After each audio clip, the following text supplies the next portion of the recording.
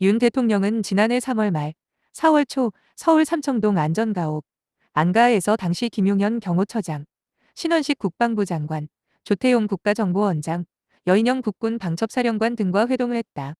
이 자리에서 윤 대통령은 비상대권을 통해 헤쳐나가는 것밖에는 방법이 없다. 군이 나서야 되지 않느냐.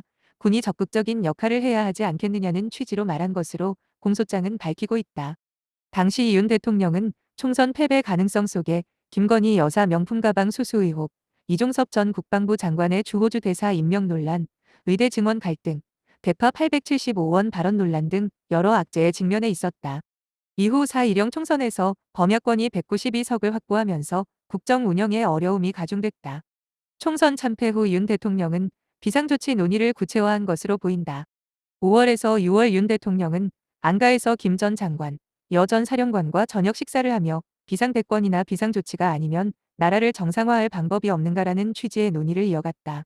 이 시기 윤 대통령은 이재명 더불어민주당 대표와 처음으로 1대1 회담, 4월 29일을 했다. 취임 2주년 기자회견, 5월 10일에서 김 여사 문제를 처음으로 사과하고 절대 협치를 포기하지 않겠다고 밝히는 등 변화된 태도를 보였다. 하지만 공소장을 보면 같은 시기 사석에서는 측근들과 비상계엄을 논의했다. 11월 들어 비상계엄 논의가 구체화됐다.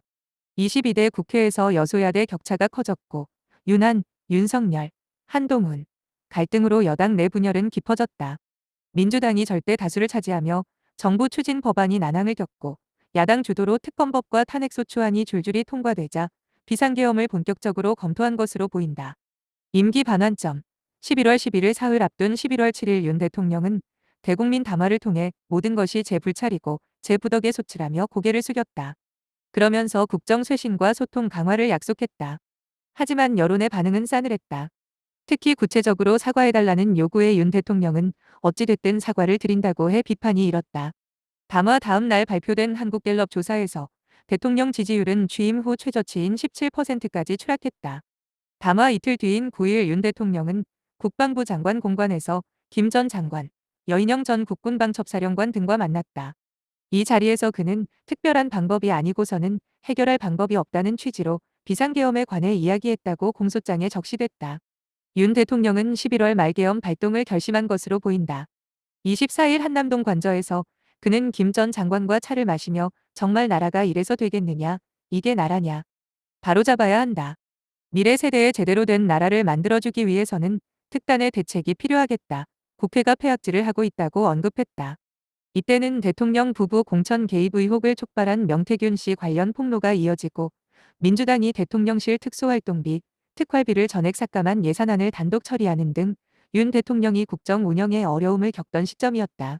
계엄 선포를 하루 앞둔 12월 2일 윤 대통령은 충남 공주에서 열린 민생토론회에서 백종원 씨와 같은 민간 상권 기획자를 앞으로 1,000명 육성하겠다고 선언했다. 공주 산성시장을 찾아서는 저 믿으시죠라며 상인들에게 손을 내밀었다. 하지만 다음 날 그가 내린 결단은 비상계엄 선포였다. 윤 대통령은 3일 밤 파렴치한 종북 반국가 세력 일거에 척결하고 자유 헌정 질서를 지키기 위해 비상계엄을 선포한다는 긴급 대국민 담화를 발표했다. 오후 11시 10으로 발령된 계엄사령부 포고문 1호에는 국회와 지방의회, 정당의 활동과 정치적 결사, 집회, 시위 등 일체의 정치활동을 금한다는 내용이 포함됐다.